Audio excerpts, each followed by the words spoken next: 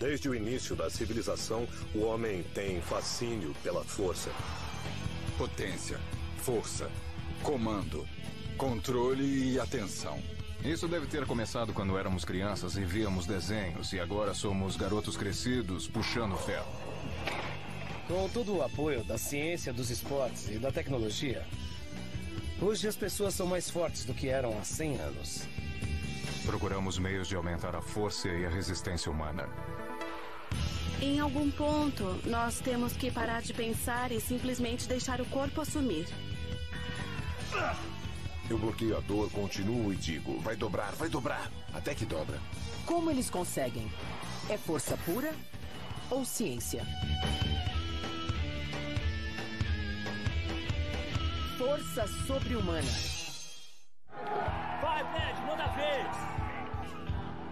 Todos os que buscam a força sobre-humana vivem num mundo próprio, com suas próprias regras, padrões e ciência.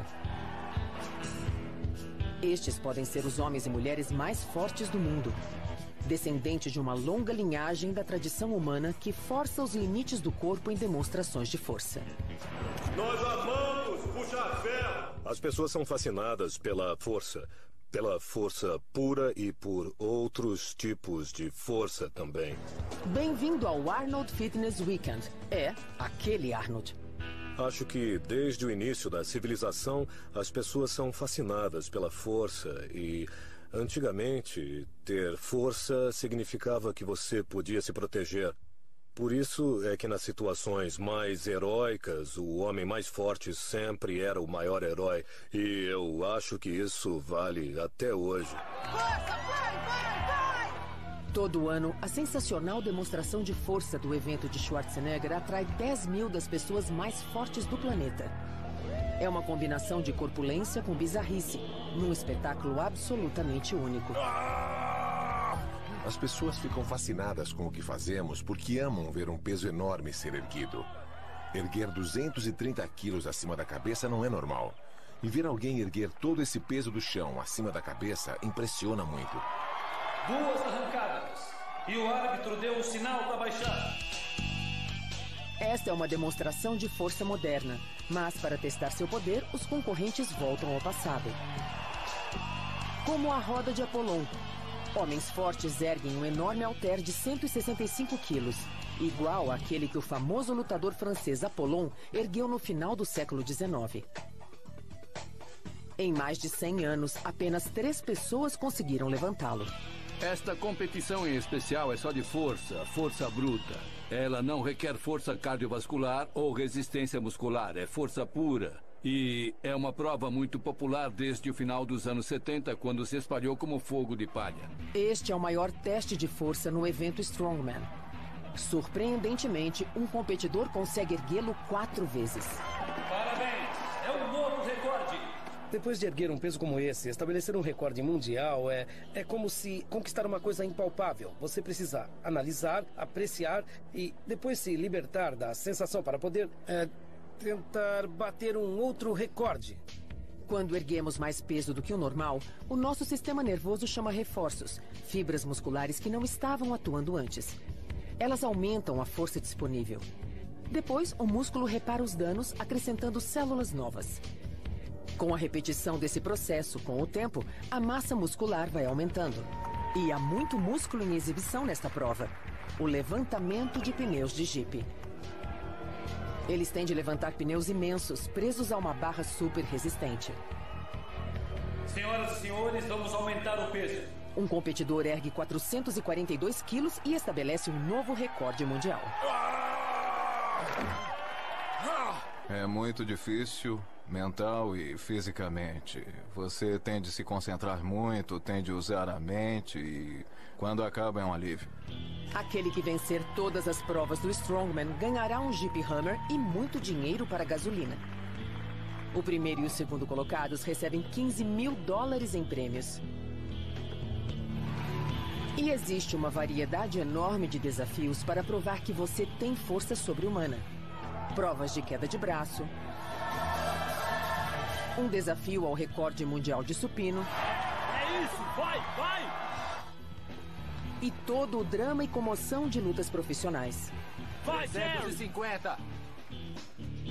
Há também as performances, como a dos irmãos Pellegrini.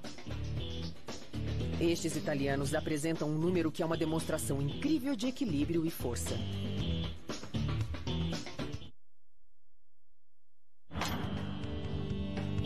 O que define a força? A graça ao levantar o irmão? Ou os músculos salientes desses fisiculturistas? É uma pergunta frequente. Como você avalia qual é o mais forte? É aquele que ergue mais peso do chão? Aquele que consegue erguer mais peso acima da cabeça? Ou aquele que consegue, digamos, carregar 360 quilos rampa acima? Existem muitas maneiras diferentes de comprovar a sua força. Essas formas sobre-humanas são resultado de arte e ciência. O Arnold Classic apresenta os maiores e, para alguns, os mais belos fisiculturistas do mundo. Foi assim que Schwarzenegger ficou conhecido. Antes de ser o exterminador, ele era fisiculturista e ganhou fama no documentário O Homem dos Músculos de Aço. Desde o início, Arnold era fascinado pela capacidade que seu corpo tinha de se transformar numa obra de arte. Ele preferiu se dedicar ao fisiculturismo com um objetivo, que era esculpir o corpo, e não para demonstrar força, como fazem os halterofilistas que se dedicam a isso. O que os leigos não sabem é que fisiculturistas não são necessariamente super fortes.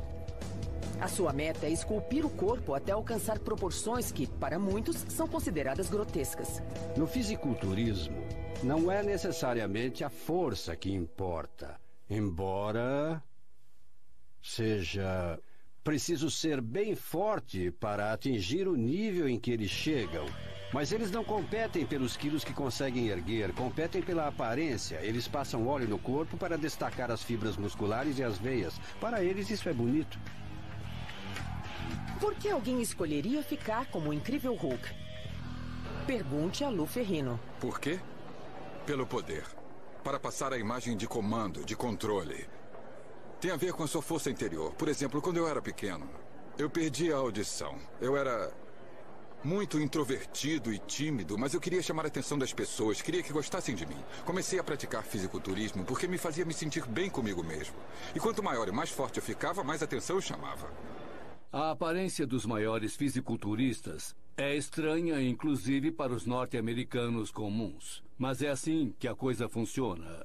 Quando estão nesse nível, puxam o resto da cultura. É assim. Quando começou a praticar fisiculturismo, Arnold era considerado tão esquisito quanto os maiores fisiculturistas de hoje. Se fossem colocados numa máquina do tempo para voltar à década de 50 ou aos idos de 1900, as pessoas literalmente chamariam a polícia, porque achariam que algo teria acontecido à Terra, que teria sido invadida por marcianos. Homens fortes de verdade não têm músculos tão definidos, mas parecem lavradores fortes.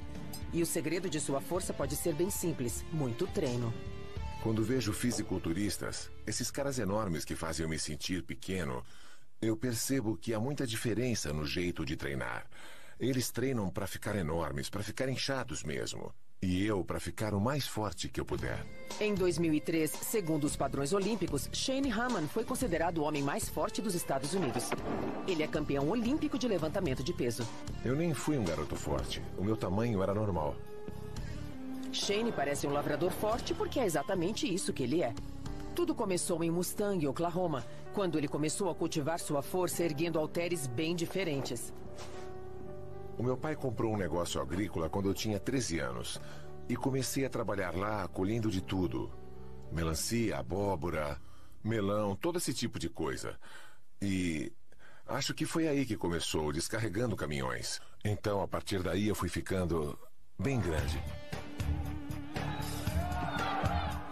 Talvez seja por isso que a final do concurso Strongman seja conhecida como Passeio do Fazendeiro. Os finalistas ficam dentro de uma caixa feita de dormentes de ferrovia, pesando 390 quilos, e tentam carregá-la rampa acima.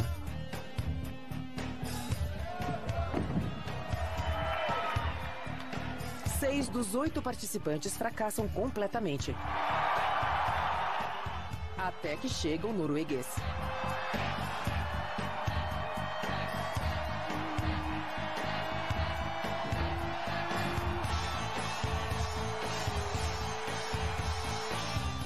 É tudo muito dramático, até o último concorrente fazer a prova na metade do tempo.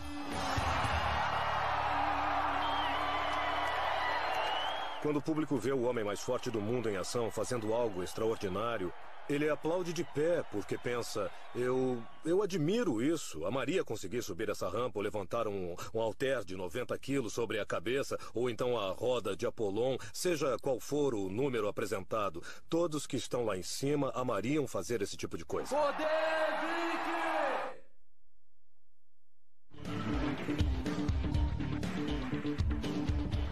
Os frequentadores comuns de academia podem ter um interesse passageiro pela ciência por trás dos poderes da força sobre-humana.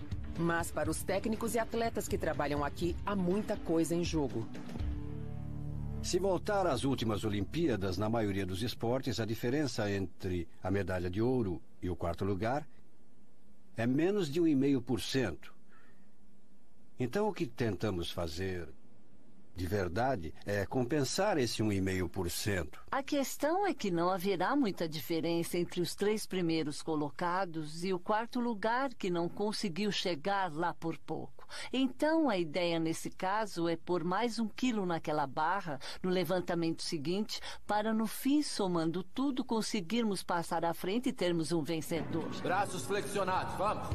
No Centro de Treinamento Olímpico dos Estados Unidos, em Colorado Springs, humanos treinam para ter um desempenho com a força e precisão de máquinas. Este programa de ciência desportiva é um dos mais avançados do mundo. Eu sou o produto final. Eu faço a minha parte. Eu treino bastante, mas tem muito mais coisas por trás disso, além de mim mesmo. Sabe, tem uma equipe de umas 100 pessoas que fazem muitas coisas que vão me ajudar. Mais um. Tá bom. Os treinadores usam todos os truques conhecidos e muitos que ninguém nem imagina, talhados para qualquer esporte olímpico. Ótimo, excelente. Este é um teste para medir a força do soco de um pugilista. E como o rapaz que faz a demonstração não possui essa força, ele usa um bastão. Muito bom, excelente. Isso pode parecer um capacho comum, mas ele mede com precisão a força gerada por um salto. Precisa ficar atrás da linha. Este teste Muito é usado bem. para medir a velocidade e analisa a mecânica da passada de um corredor. Foi bom demais, está cada vez melhor. Na biomecânica esportiva, nós temos um monte de brinquedos para brincar. Então, eles basicamente servem para medir força ou então servem para captar imagens. E hoje nós usamos imagem e vídeo. A ciência dos esportes olímpicos usa esses brinquedos para maximizar os resultados do treinamento implacável. Às vezes eu sento e penso o que estou fazendo agora e digo, isso é loucura. Sabe, estou aqui levantando peso sobre a cabeça todo dia. Mas o que é isso? Por que eu faço isso? Mas eu faço porque eu gosto. E faço porque sou esportista. Isso me leva aos Jogos Olímpicos e minha meta é medalha de ouro. É por isso que eu faço. O levantamento de peso olímpico não distingue sexos. Tara Knott treina tanto quanto Shane. Quando digo às pessoas que adivinhem qual esporte eu pratico, elas dizem ginástica. Tipo uma ginasta aposentada ou alguma coisa diferente. Elas não imaginam que é levantamento de peso. É rápido na subida. Dragomir Shroslan é um dos treinadores de elite dessa área do mundo olímpico. Quando Shane levanta esse peso todo, acontece uma coisa incrível. Uma complexidade de fatores contribui para um desempenho notável. Estamos falando de força, explosão, velocidade, aceleração, produção de potência. E tudo isso é um resultado de um equilíbrio perfeito entre concentração e coordenação motora. Quando Shane levanta um peso, seu cérebro manda um impulso nervoso através da coluna até seus bíceps.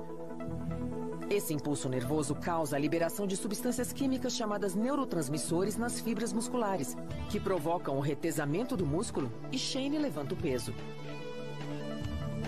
Este dispositivo mede o potencial de explosão. É uma força necessária em muitos esportes e o aparelho se chama Force Rack.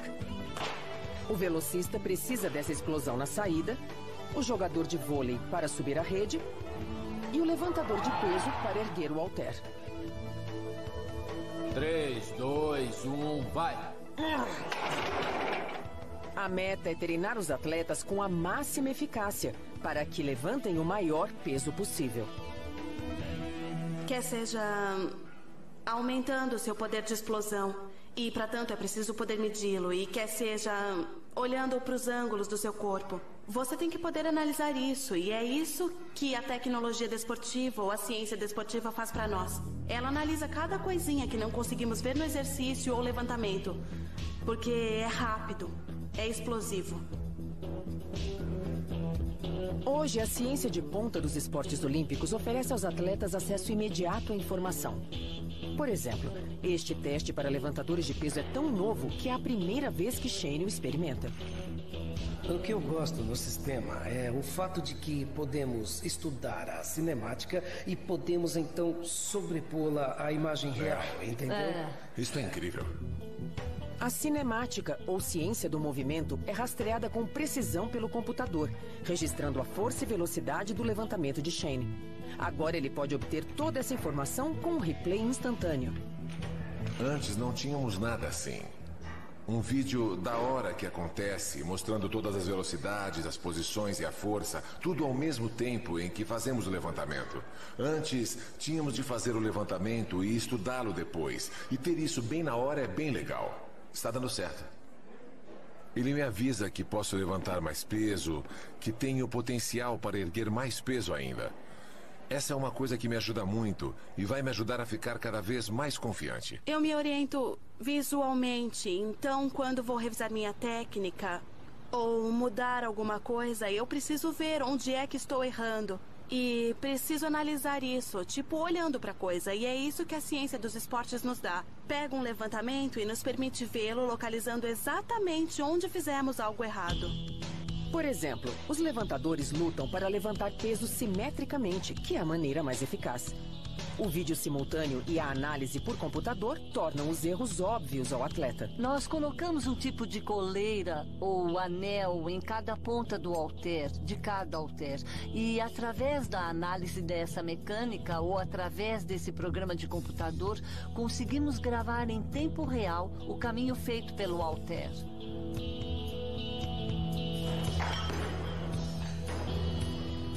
Tara Knott levanta mais que o dobro do peso de seu corpo.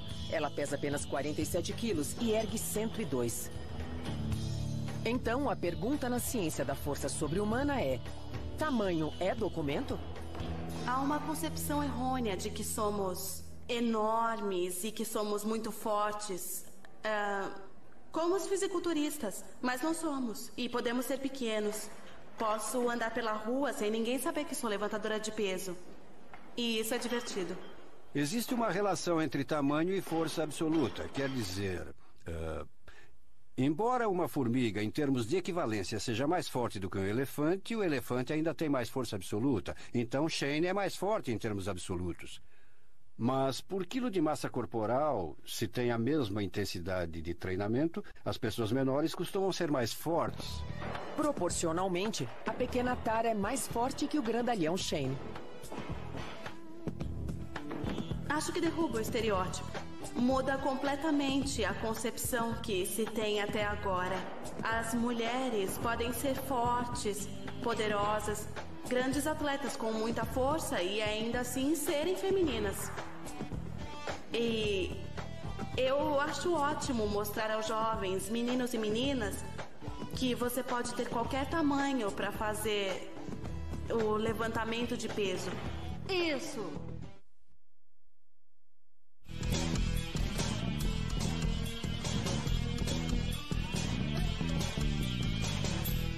O poder da mente sobre a matéria pode produzir feitos surpreendentes de força sobre-humana. A mente é totalmente essencial para se ter sucesso no levantamento de peso. Nas competições difíceis, a determinação mental faz toda a diferença. Tem gente que se aproxima do peso e você pode ver pelo olhar ou no comportamento da pessoa que ela não acredita que vai conseguir levantar aquele peso. E aí, quando você vê essa insegurança, então já era. Numa competição, principalmente, O aspecto mental tem um papel enorme no levantamento. Ou seja, quando vai até a barra, se você não está convencido de que vai conseguir, você não consegue. Levantadores de peso olímpicos como Shane Hammond e Tara Knott conhecem bem o que os atletas chamam de momento, o estado em que a mente se solta e a força simplesmente flui. Após estudar a ciência de seu esporte, o próximo passo é esquecê-la. Nenhum atleta terá sucesso nesse esporte se não tiver a capacidade de bloquear tudo. A certa altura, nós temos que parar de pensar, ir até lá e deixar o corpo assumir. Eu me concentro nos meus levantamentos repetidamente e me vejo conseguindo antes de começar. E então a psique natural toma conta do corpo e eu me concentro totalmente no que estou fazendo. No levantamento de peso, os atletas falam que às vezes sentem que os pesos são pesados e às vezes que são leves. E, na minha opinião, isso é uma questão de atitude. Uma nova abordagem no aspecto mental provou aos cientistas que o cérebro realmente se altera fisicamente quando está em concentração intensa. A neuroimagem já está bem estabelecida e ela nos dará um retorno. Fará com que o aspecto do desenvolvimento atlético seja real e concreto. Os cientistas produziram imagens da mente em ação. Esta é uma imagem da mente no tal momento. Atiradores, golfistas e jogadores de basquete foram conectados a eletrodos e mapeou-se a atividade de seu cérebro pouco antes de entrarem em ação. É o chamado momento. O momento é aquela hora em que se está totalmente focado. E do ponto de vista neurocientífico, isso significa que as estruturas do cérebro essenciais para a tarefa estão totalmente ativadas e que as estruturas ou processos mentais que não são essenciais se desligam. Há uma redução da atividade cerebral. O que a ciência está provando é que o momento, que antes era uma ideia intuitiva, na verdade é bem real. Da mesma maneira que monitoramos o índice cardíaco ou assistimos a um vídeo para ver a mecânica do atleta, vemos a atividade cerebral. Psicólogos desportivos do Centro de Treinamento Olímpico ajudam os atletas a se concentrarem. Eles treinam os atletas até que fiquem quase no piloto automático. A ideia do desempenho se tornar praticamente automático também é real. Os cientistas a chamam de memória muscular. Um exemplo seria aprender a andar de bicicleta com 10 anos de idade. Você anda de bicicleta até os 15 anos e depois para durante 10 anos, mas andará perfeitamente se subir nela de novo. Estes são padrões neurais. Ligações neurais que se desenvolvem e se estabelecem e, portanto, quando o indivíduo for fazer o exercício novamente, rotas ou caminhos do cérebro são claramente estabelecidos e é uma forma de memória. Quando aprendemos algo novo, várias áreas diferentes do cérebro são estimuladas. E ao adquirirmos mais habilidade, a atividade cerebral também fica mais focada. Formam-se lembranças que sinalizam para músculos entrarem em ação. O pensamento ativo costuma nos tirar desse momento, então é quando você entra no estado quase zen ou hipnótico. E as pessoas descrevem de maneira consistente a sensação de estar nesse momento. O tempo parece quase parar e elas não têm consciência do esforço feito. Os atletas precisam estar empolgados, mas não demais. Existe um ponto em que é preciso estar no estado mental certo para ficar no auge, estimulado. Mas não em demasia, porque aí o desempenho cai.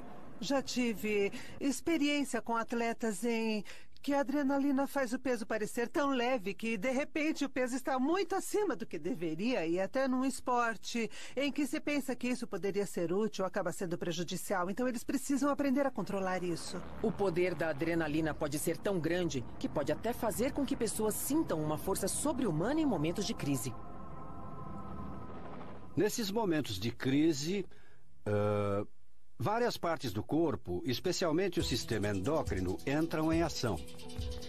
A glândula suprarrenal libera substâncias químicas, que incluem cortisona e também adrenalina.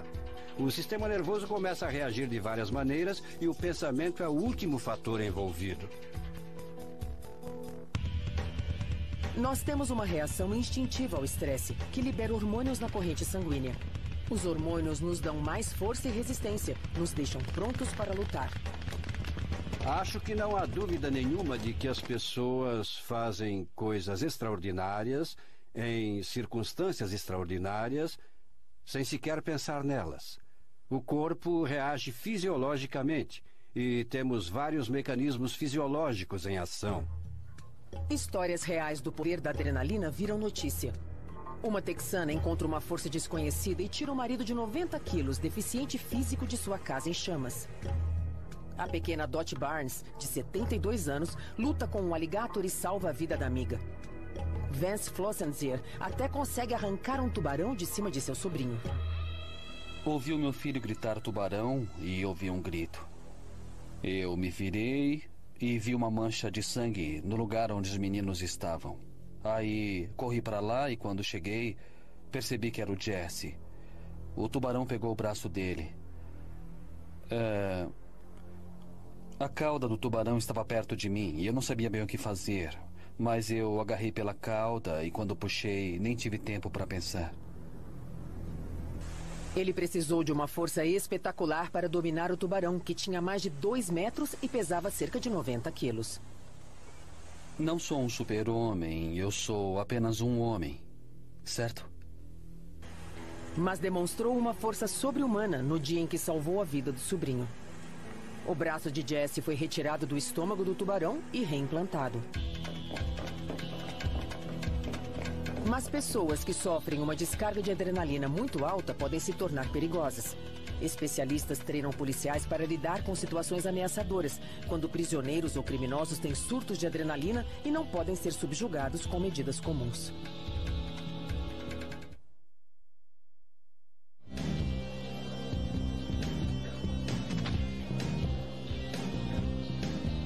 No mundo dos fisiculturistas, maior é melhor. E existe até uma psicologia por trás disso. Aqueles que são naturalmente fortes são medidos pelos outros todo dia. Muitas vezes, quando ando por aí, e uns caras da academia que me veem e acham que são grandes, talvez na academia deles eles até sejam grandes, mas parece que eles... Tem vezes que eles incham o peito e eles me olham assim, tentando parecer maiores. E nessa cultura, ser grande tornou-se uma meta em si.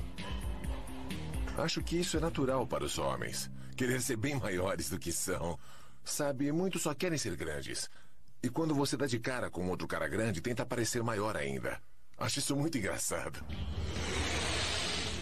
Talvez seja da natureza. Existem animais que se estufam para espantar os predadores. 350! Mas os humanos querem força sobrenatural. Shane mantém o seu tamanho à moda antiga, com exercícios olímpicos rigorosos. E ele não toma suplementos porque os atletas olímpicos são constantemente testados. Mas é possível que os outros frequentadores da academia recebam uma ajuda artificial. A mesma sociedade que exige a perfeição física também pode promover o uso de drogas. Todos conhecemos a anorexia. Agora uma nova obsessão aflige fisiculturistas. Muitos usam esteroides. E há o que chamam de vigorexia, onde usam drogas, manipulam a dieta, têm fixação pelo espelho. A única coisa que ambos têm em comum é a insatisfação com o corpo. E de muitas maneiras é a chamada síndrome dismórfica corporal. Eles não gostam do que veem. E você não pode dizer, você já está grande ou você está bem magro. Para chegar ao corpo ideal, apela-se aos extremos. O termo esteroide soa distante e clínico. Mas o que é realmente? Esteroides são hormônios, estão no corpo, são produzidos pelo corpo. Os esteroides usados em esportes de força, basicamente, são derivados da testosterona, que é produzida no testículo humano. Hormônios masculinos deixam os músculos duros e salientes. E agora as mulheres também querem. Mudanças no ideal de beleza são vistas por toda parte. Realmente tivemos muitas mudanças. Muitas mulheres, Marilyn Monroe inclusive, seriam vistas hoje como tendo um corpo mole demais, com pouco tônus. Agora a meta é ter o abdômen chato e firme, que possa ser mostrado com um estilo de vestir atual, ter braços tonificados e até com músculos visíveis. Isso requer muito treino. Celebridades têm tempo e dinheiro para um personal trainer, mas outras mulheres apelam para um atalho usando esteroides. Vemos mulheres com níveis de testosterona circulando no sangue muito mais altos do que um rapaz grandalhão de 17 anos teria naturalmente. Estima-se que de 3 a 6% dos adolescentes também usam esteroides. Em termos de desempenho esportivo, é assustador porque tanto meninas quanto meninos usaram esteroides na adolescência. Está claro que este não é um problema limitado a atletas de elite e não é um problema limitado aos homens. E é um problema enorme. As Olimpíadas baniram o uso de esteroides em 1975, não só para nivelar as competições, mas também para proteger a saúde dos atletas. Os esteroides podem dar uma força sobre-humana, mas o preço é alto. Eles podem estimular a aparição de câncer e arrasar com a saúde cardiovascular. Tendem a aumentar a pressão sanguínea, podem causar problemas de fígado, podem causar atrofia testicular, podem fazer mulheres pararem de menstruar. Há toda uma gama de problemas físicos que eles podem causar. Os esteroides estão em cena desde meados da década de 30. Hitler mandava aplicá-los nos SS para que ficassem mais agressivos. Hoje se sabe que os esteroides podem afetar a mente de outras maneiras e causar depressão. Eles podem fazer as pessoas exibirem sintomas maníacos e ter pensamentos muito inadequados. É um consenso geral de que eles tendem a fazer com que a pessoa fique de pavio curto.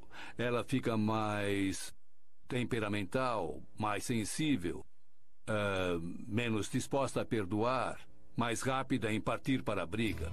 Se as terríveis ameaças à saúde física e mental não intimidam, os vaidosos devem saber que os esteroides também podem causar acne e calvície prematura. Além do uso indiscriminado de esteroides, há uma série de imitações que invadiu o mercado. Embora sejam vendidas como drogas, são comercializadas como alimento e são legalizadas. Alguns dos chamados suplementos alimentares imitam os efeitos dos esteroides e podem ser tão perigosos quanto eles. Mas, como estudos de longo prazo ainda não foram realizados, eles são vendidos livremente. A Andro parece um esteroide e no corpo se transforma no hormônio testosterona, que é um esteroide. Eu chamo de mãe de todos os anabolizantes. A androstenediona, ou Andro, é apenas mais um suplemento que escapa do funil das autoridades. Esse detalhe técnico levou ao crescimento de uma indústria bilionária. Em 1998, o herói do beisebol, Mark McGwire, reconheceu que estivera usando 2 suplementos em seu treinamento, a Andro e um aminoácido que aumenta a energia chamado creatina. Nenhuma das substâncias é proibida pela Liga de Beisebol Profissional. Naquela temporada, McGwire fez 70 home runs, superando o duradouro recorde de Roger Maris. Quando Mark McGwire surgiu, ninguém conhecia a Andro. A lei nem sequer previa problemas com ela. Mas um jogador de beisebol pôs a Andro no mapa, que se tornou essa indústria enorme. McGwire não fez segredo do uso do suplemento, mas criou controvérsias na Liga de Beisebol sobre todos os seus home runs. Os suplementos teriam lhe dado uma força sobre-humana? Usar o suplemento produziu 70 home runs. Esse é um feito e tanto.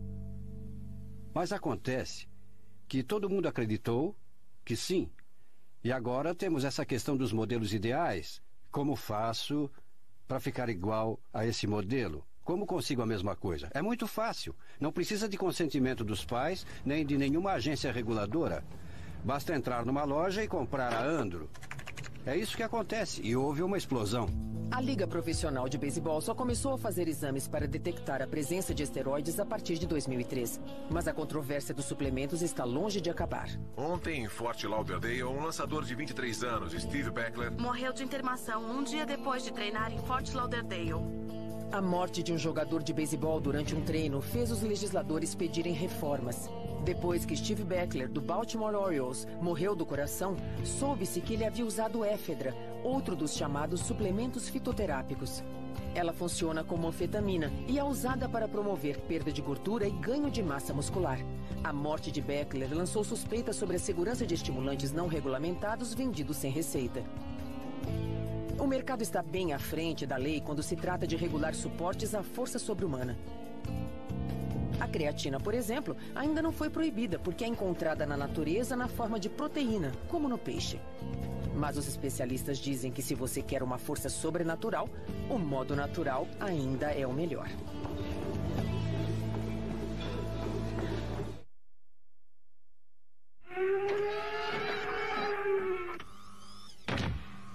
Faz tempo que os humanos fantasiam que a ciência nos dará força sobre-humana para combater nossos demônios, ou extraterrestres, como neste caso.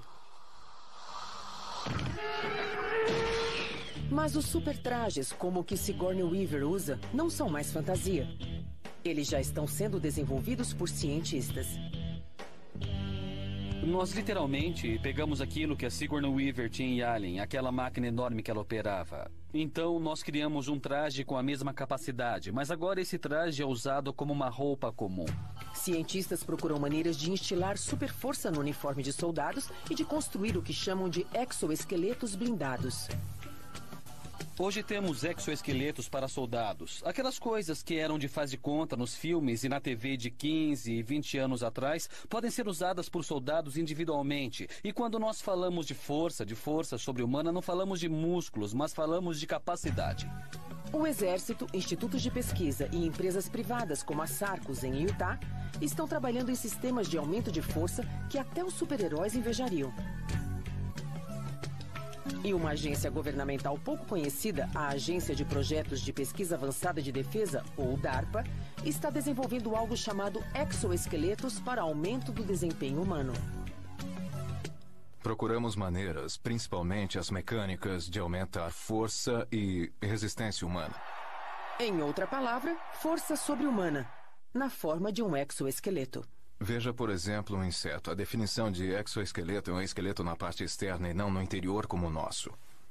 E a razão para se colocar algo pelo lado de fora em termos de engenharia é porque ele oferece lugares para inserir coisas como motores, movimentar o exoesqueleto. Armado com um projeto da DARPA, o soldado de hoje não será reconhecível amanhã. Com a ajuda do exoesqueleto, um soldado carregaria facilmente até 180 quilos de equipamento por até 4 horas e sem ficar cansado. Estamos chegando ao limite máximo do que o sistema biológico pode fazer no máximo de seu desempenho, então precisamos ter um adicional mecânico, se necessário, para levar cargas acima do peso que o homem pode carregar. Essa força sobre-humana agora é fornecida pela tecnologia ou por uma máquina. Portanto, quando o soldado chega ao seu destino, está mais forte, porque não precisou exigir tanto dos músculos só para chegar até lá. O exército norte-americano também trabalha num realçador de força, o programa Future Warrior, ou Guerreiro do Futuro, com lançamento previsto para 2025. A força sobre-humana talvez não venha de um exoesqueleto, mas da ciência conhecida como nanotecnologia. A força pode ser inserida no uniforme do soldado em nível molecular. A nanotecnologia utiliza materiais em escala submicroscópica. Um nanômetro é a bilionésima parte de um metro. E hoje já é possível produzir polímeros nessa escala. Eles se juntam aleatoriamente e começam a parecer uma teia de aranha. Se deixarmos que fiquem se juntando, vão parecer uma pele. O exército planeja usar um processo de eletrofiação para tecer os polímeros num intrincado sistema sensorial nos uniformes dos soldados. Pense nele como uma segunda pele, armada com inteligência artificial. Trabalhamos na inserção de nanofibras nesse tecido inteligente e agora temos a capacidade de fazer com que ele haja como músculos do corpo. As fibras são tecidas num material semelhante a tecido ou papel. São muito, muito finas e têm a resistência e a consistência de tecido. Agora a questão é como passar de moléculas flexíveis para um tipo de tecido que possa se transformar numa camisa e que daria uma super força.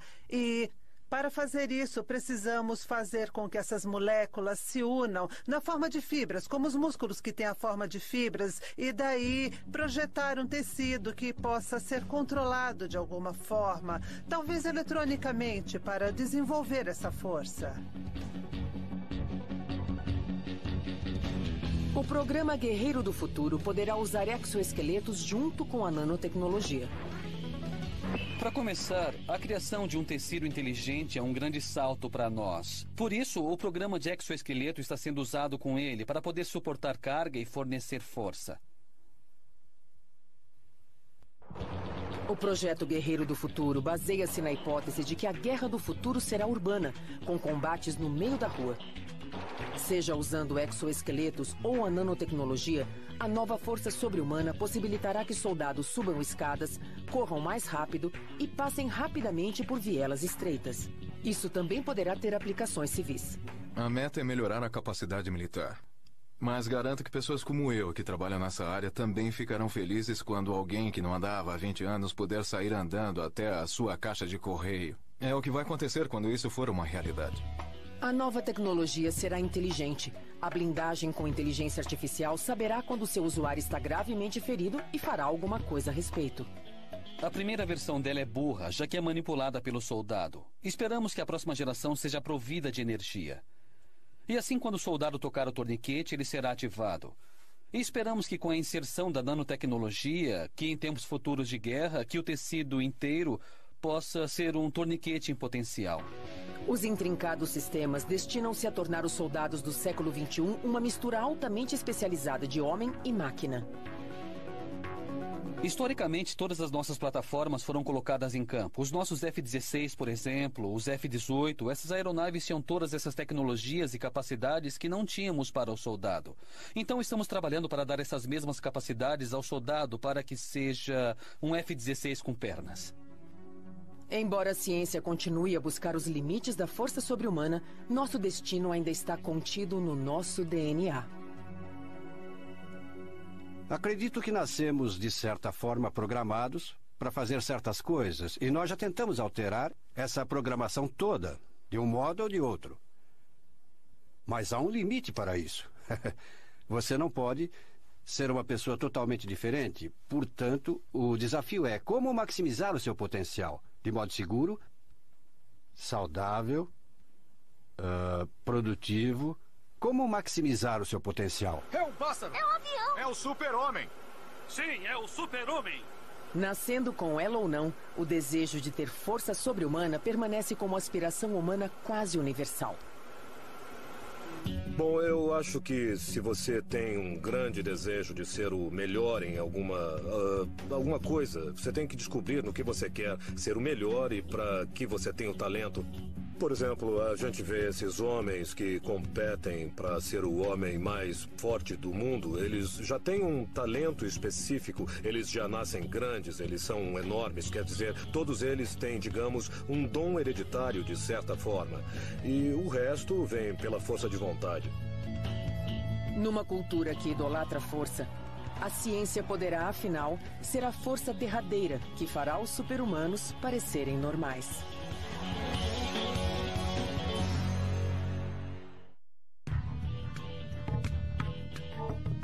Versão brasileira, Tempo Filmes, São Paulo.